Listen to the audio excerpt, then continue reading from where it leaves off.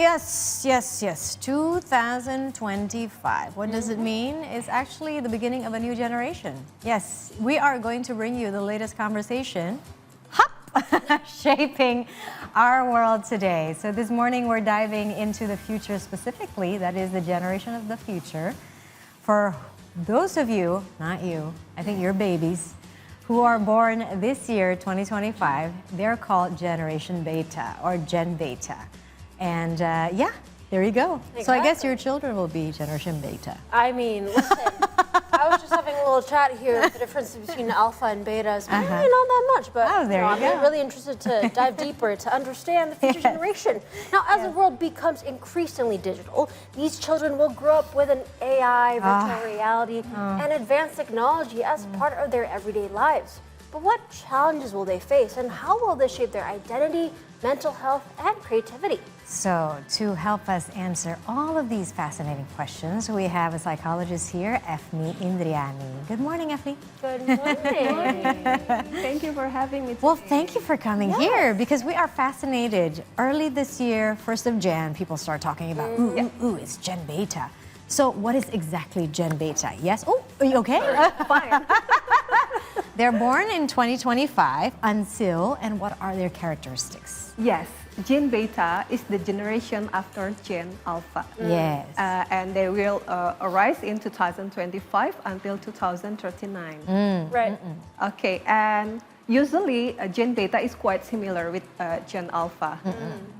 They live in a technology era, AI technology, easy to get every single thing, and they very impatient. That's the specific feature. Remember that. Impatient in That's what way? interesting. Yes. Everything is a go, click, right? Yes, that's true. The personality depends on how the brain works. And how our brain works depends on how we train our brain. Correct. Technology, AI, make our brain easy to do every part. So they never pass a process in our daily life. That's problem. Yes, they never pass a process in daily life. Easy to do every single part in life, and they cannot enjoy the process at all. Oh, so it's a very fast-paced life. That's true. But that is actually worrying. Interesting. No, because for Gen Zs as well, we have the 3-second rule that a lot of people have brought up. 3-second rule? Yeah, so you What learn is that? something, and after 3 seconds, poof, gone. What do you Exactly. mean? So, you know, a lot of boomers or baby boomers out there think that Gen Z are characterized in that way. I wonder for these Gen Betas and even Alphas that already exist in our world today, do they have a shorter span of attention or is it different? Oh gosh. Yeah, of course. They have a short span of attention. Wow. Why? Because easy for them to looking for any kind of information, scrolling the social media and every single part in one time. So not easy for them to focus on the one thing. That's so really different. Maybe we can try to compare with not the Gen Z, but millennials. Yes. They still face the analog life. Yes. They read the real book, and then they have to queue to do every single part in the life. So they train the brain to enjoy the process and focus on one thing. So that's a generation rivalry here. I'm a millennial, by the way. Yeah, me that's too. why I still read books. We still read the newspapers. And I still do too. there you go. So, what would be the impact on their well-being? Yes. Because as you mentioned earlier, they're very impatient. Yep. So when you hear impatience, you hear anxiety. They have short attention span. When you hear that, you also can hear anxiety. I mean, and of course, we, as parents of beta children, we want to make sure that the next generation will be healthy, psychologically, physically. Yes. Yes, as a parent, so many challenges to raise a Gen Beta. Okay, number one is from food. It's not easy for us to find any kind of organic food. Any kind of food that we eat for today, it has a significant influence to our brain. Let's say we eat a lot anything food in a sweet thing. Yes. That's improve how the brain works. Our brain will be unstable because of the sugar. Yeah, I processed sugar as well. Yes, that's true. And any kind of processed food. That's the challenge number one. And the number two, Yes. since generation beta, they're raised with any kind of technology. Yes. They just busy with the technology. Less of time for them to play with another people. maybe Reality. with the big family Yeah. also, and sometimes some of the kids, it's not really interest to play with the real human. They enjoy the game.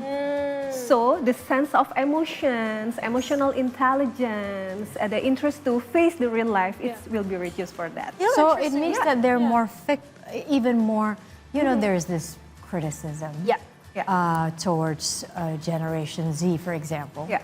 Pardon me, Jasmine, that they are okay. snowflakes generation because they can't handle even the Criticism. criticism or inputs or just like something that is stressful. Yeah. What's going to happen to beta if that's already experienced by Yes. the Alpha. Gen Z and Alpha too, Yeah. The part of our brain, and we call it limbic system, is the part of our brain that control emotion. Too busy with technology will make us don't give a specific train to this part of the brain. Yeah. No. So the way we think, the way we react to human will be reduced than before. And just busy with technology make our brain produce dopamines overly than before. Yes. It So lead, it's a physical change too. of course, Chemical, yeah. several parts from the midbrain will change from the morphology. So they cannot be patient at all, and it's not easy for them to show the empathy to others. wow. Yes, and they cannot enjoy the process, and this is a big challenge for us.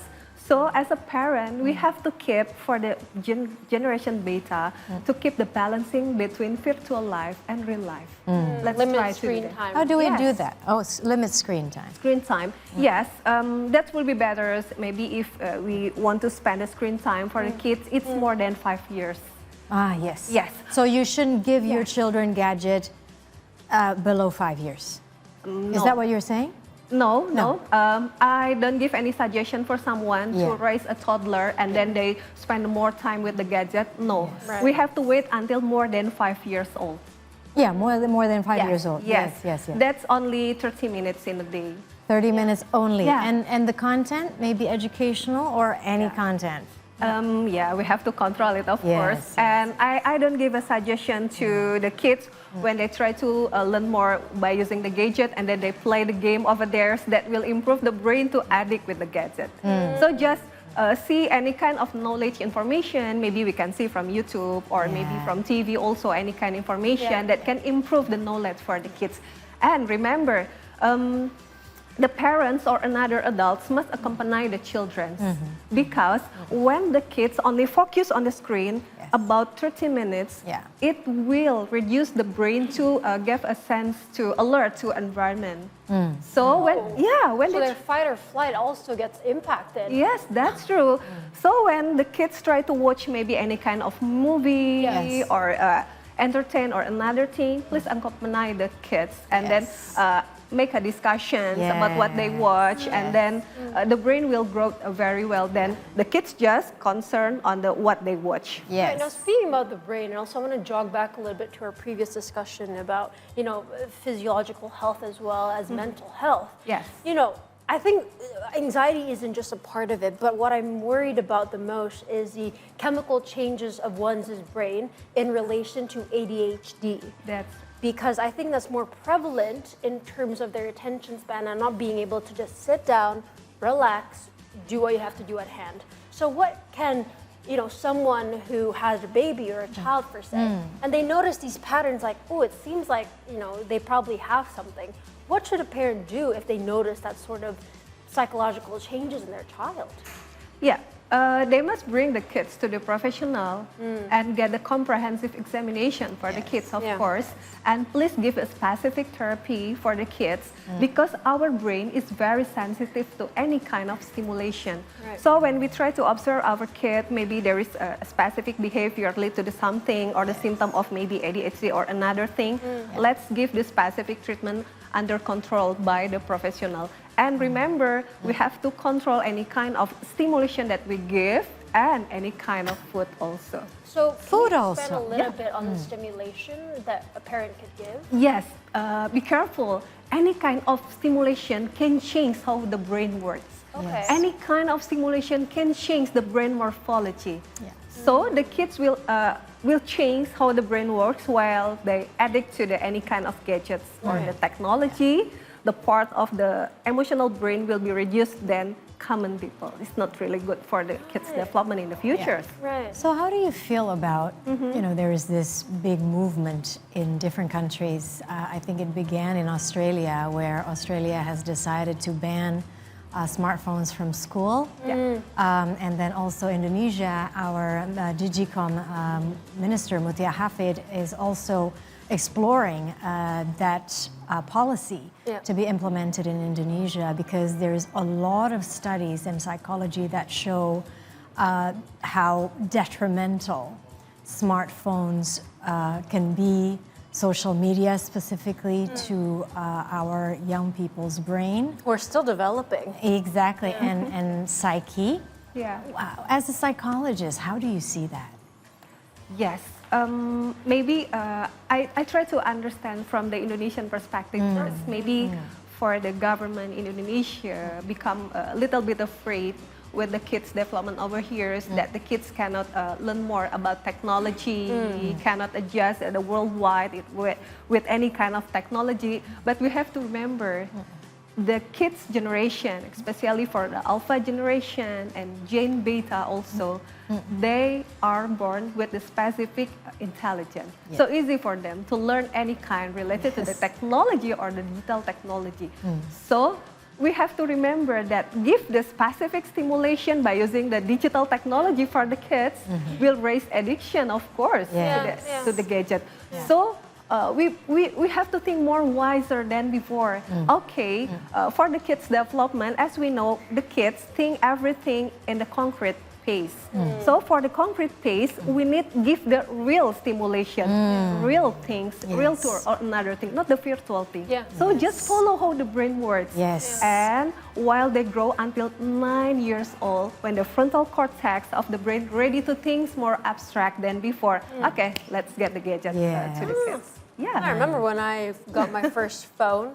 It was, How old were you at the time? I got 12, and that too was still under heavy management by my parents. Good. They would take it away. I can only have like it for a while, but as soon as I got my phone, I found it that it was very, very easy for children. I mean, I'm talking a little bit more about crime and more serious stuff here, to be exposed to online pedophilias or pedophiles. Serious? That's so easy, especially with the experience of for example, there's a case in a child's game, I don't know if you've heard, called Roblox. Yeah, Roblox. They found a world that was built by, child sexual predators.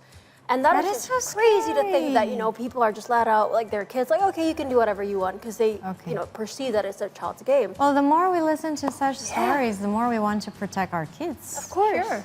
From it. We have So as parents, parents of the current generation, we've already spoken about the challenges. How should we equip ourselves then as parents or people who are caregivers, like maybe teachers or even, teachers.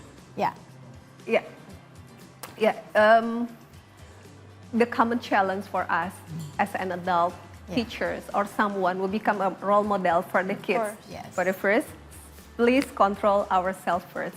And sometimes the parents give a punishment or maybe try to apply the specific rules to the kids. Okay, you cannot play the gadget, you have to learn and you do another thing. But in the daily life, the kids observe that the both of parents just using the gadget. What can we do? So the example has to come from the parental figures themselves. Yes. So we have to give the examples first. If we can set the rules, then we should follow the rules as well. That's true. Otherwise our kids will say, you do it too. excuse me, Mom, Dad, but double standard here? For sure. Yes. For the kids, they learn from every part is by social environment. Social environment is come from the observance first. And we have to remember from 0 until 7 years old, every single part from our memory will be saved in our unconscious mind. It will keep in our life all the years. Yes. So be careful. It will impact our behavior when we're adults too. That's true. So there you go. As parents, I guess for the generation beta, we definitely need to set an example. And I guess energy-wise, we also need to have more why, because as you said, Efnie, instead of giving our children gadgets, it means that we have to play with them. That's right. True. I agree with that. Yeah. As Indonesia, we have a very rich cultures in Indonesia. Maybe we lot to explore. That's true. We never heard about traditional cultures or traditional games. Mostly Indonesian. Yes, that's true. Mostly Indonesian traditional games try to improve our interpersonal skill to others, negotiate to others, and body movement also. And thinking. That's true. So we can apply it to our kids, but in our daily life, the parent is too busy right now. Yeah. They have no more time to give a stimulation by playing with the kids. And I think that's another conversation for another time about how parents should be having some free time for their kids. Yeah. Now, also, I want to just bring it back a little bit before we end the show, because our time is almost up. But as generations are coming in from the generation beta here, with the improvements of AI, for example, there's a lot of stuff in our world or creative spaces that we try to experiment, but then it's been taken by AI. And also, I want to know, is the world ready to receive this sort of new generation coming in with everything developing so fast? Yes, we have to admit that AI technology make our life easier than before. Do you agree with that? In a sense. In a way. But it's controversial. It is. There is a negative side also. It is. Especially for Gen Beta. They are born with the specific technology for AI. So when they try to create something easy for us, just to edit, delete, or just click less than 1 second what they want will rise into reality. Yes. Yeah. So this is the way for Gen Beta train the brain. Never think too much and they will get every single part in life. Okay, it means they train the brain not to enjoy the process. Okay.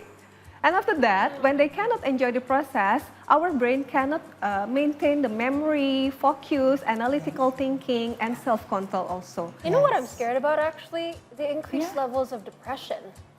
In the generation to come, because they're so isolated in their little worlds. I mean, you probably know that for Gen Z as well. We have a lot of problems with, that's why we've been called the snowflake generation for a reason.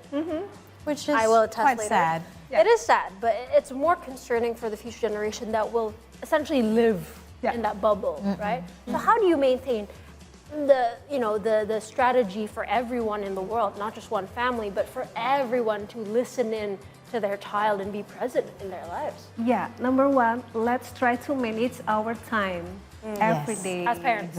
Yes, as a parent, as a person also, maybe for the Gen Z.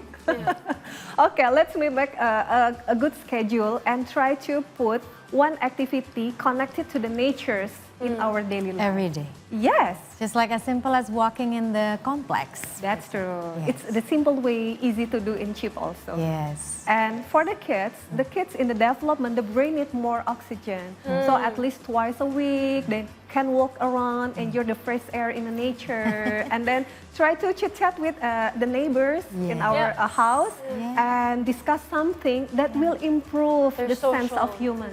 Yes, and because they also develop this ability to read the micro expressions and thus develop empathy towards others as well. I love psychology here. I've read quite a lot of books. I love know. psychology. I love your profession. I love psychologists. On that note, thank you so much for coming here on today on our show, Efnie. We really appreciate your insights here. So we're actually going to take a break. And after the break, we have more updates from around the world just for you. So stay with us only on the C Morning Show. Thank you so much.